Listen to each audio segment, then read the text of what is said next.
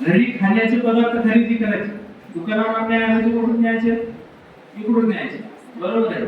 आणि जर एखादा चांगला लीडर असेल समजा, तर त्याला 5,000 रुपयाचं आयडी मारले तर किती रुपये इन्कम होईल कोकरे सर?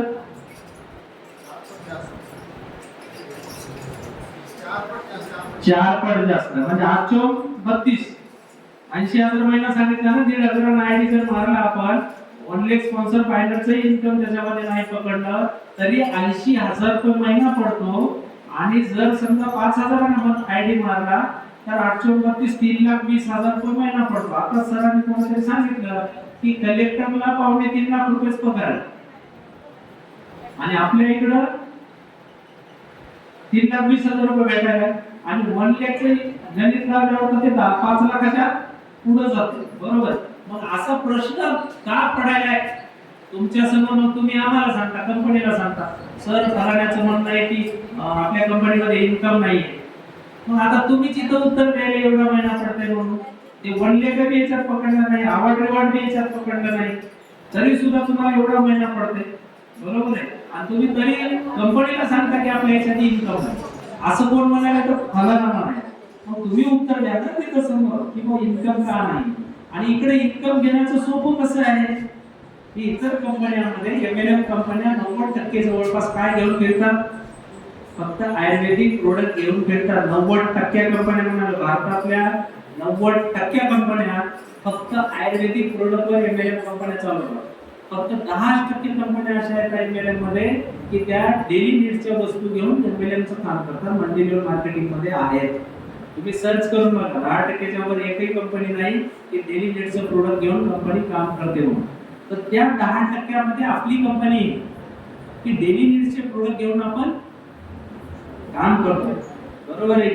म्हणून आपण जे या कंपनीमध्ये आजच्या तारखेमध्ये अचिव्हर असतील, टीम लीडर असतील, आता आपल्या कंपनीमध्ये सगळ्या भागातून टीम लीडर एक चांगल्या पद्धतीचे आपल्या कंपनीला जोडले गेलेले आहेत.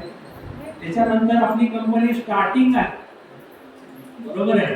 मी हमेशा सांगत असतो, प्लॅन देते वेळेस सुद्धा सांगतो, मीटिंग मध्ये सुद्धा सांगतो की आपल्या कंपनीला सगळे मिळून आजच्या तारखेमध्ये 7 ते 8 महिने झाले, 7च महिने झाले कंप्लीट एमएलएम मध्ये येऊन.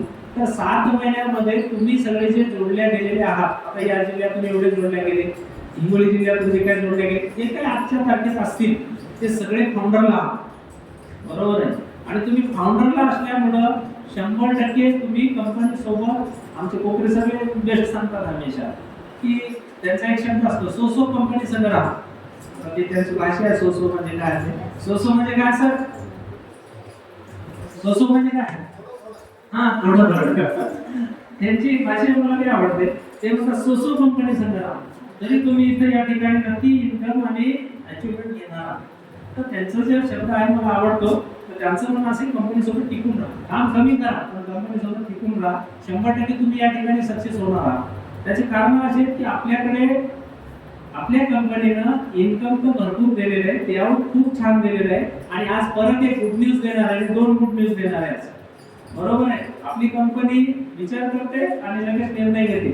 आणि दुसरी गोष्ट, आपल्या कंपनीमध्ये सीएमडी स्वतः तुमच्या समोर असल्यामुळे, प्रत्येक क्षणामध्ये तुमच्या समोर असल्यामुळे निर्णय लागलेला असतात. मला काय कोणाला दुसऱ्याला विचारायची गरज नाही. विचारायची गरज आहे का?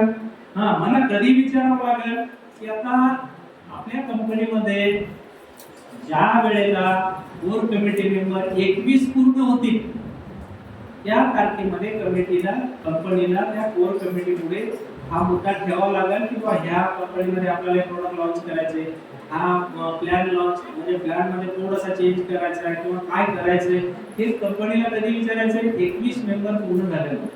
आता कोर कमिटीमध्ये आपण पहिल्या सेमिनारमध्ये, पहिल्या मीटिंगमध्ये कंपनीने जाहीर केलं, पुन्हा कोणाला हेतू आहे, आठवण आहे, एकदा परत सांगा. पहिल्या मीटिंगमध्ये हजर असणाऱ्याला मी प्रश्न विचारतो की आपल्या कंपनीनं कोर कमिटी मेंबरला ऍसिडिटी म्हणून काय जाहीर केलं? सांगू शकता उठून सर? 21 लोकांना 4 दिलं. ज्यांचं एकच कंपनीमध्ये फर्स्ट टाइम झालं, तेव्हा त्या 21 लोकांना 4 दिलं करून देण्यात येईल. पहिले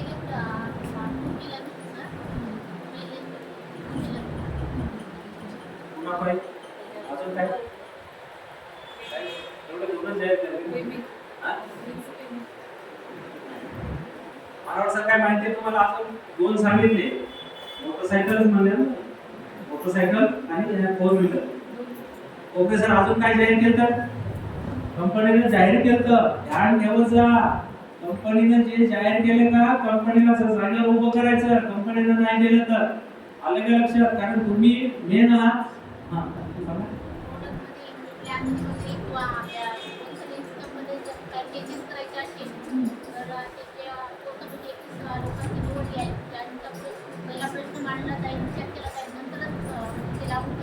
ओके, धन्यवाद देवताताई, धन्यवाद.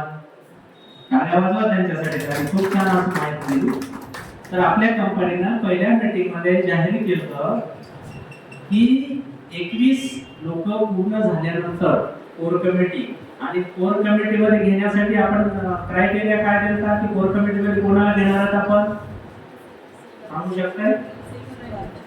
उभं टाकून बोला मला.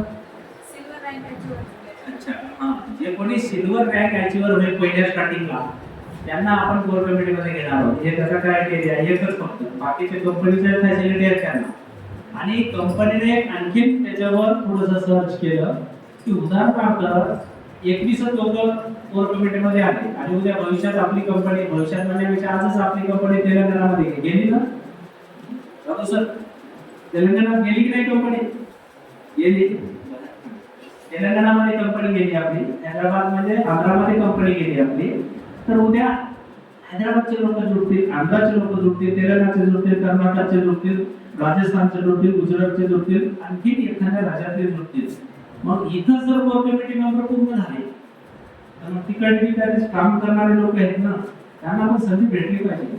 म्हणून कंपनीने त्याच्यावर आणखी सर्च करून एक स्ट्रक्चर तयार केलं की प्रत्येक राज्यातून एक 21 लोकांची कोर कमिटी राहील. जसं आता महाराष्ट्रातून 21 लोकांची कोर कमिटी राहील, त्याला महाराष्ट्राच्या कोर कमिटीला काय म्हणलेलं आहे? Shortcut MSCM. म्हणजे काय? MSCM चा अर्थ काय? उदाहरण सांगा मला. MSCM चा अर्थ काय? तुम्ही झालात ना वाटतंय? हा? म्हणजे कंपनी तुमच्यापेक्षा किती पुढे आहे? हा? हा, तुम्ही सांगू शकता का long form? Maharashtra state core committee member. Right. काय माझा काकाच्या नावाने काय होतं सर? याला म्हणतात अनुभव, याला म्हणतात अभ्यास, बरोबर आहे? तर याचा अर्थ असा आहे, Maharashtra state core committee member हे झाला MSCM. आंध्राची कोर कमिटी मेंबरला काय म्हणता येईल आपल्याला? ASCM. तेलंगणाच्या कोर कमिटीला काय म्हणणार आहोत आपण? TSCM. गुजरातच्या कोर कमिटीला GSCM. अशा पद्धतीची प्रत्येक राज्याची 21 लोकांची कोर कमिटी राहील. त्यानंतर प्रत्येक राज्याचे 21 कोर कमिटी मेंबर पूर्ण झाल्यानंतर ही 21 लोकांची कोर कमिटी ठरवल की एक मेंबरची निवड करा. तो निवडलेला मेंबर केंद्राच्या कोर कमिटीचा मेंबर राहील. त्याला कंपनीनं शॉर्ट फॉर्म नाव दिलेलं आहे ICCM. बरोबर आहे? म्हणजे Indian centre core committee member. बरोबर आहे? तर ते 21 लोकांतून ज्याची निवड झाली तो मेंबर केंद्राच्या कमिटीत राहणार. बरोबर आहे? ती राहील पूर्ण भारताची 21 लोकांची एक कोर कमिटी.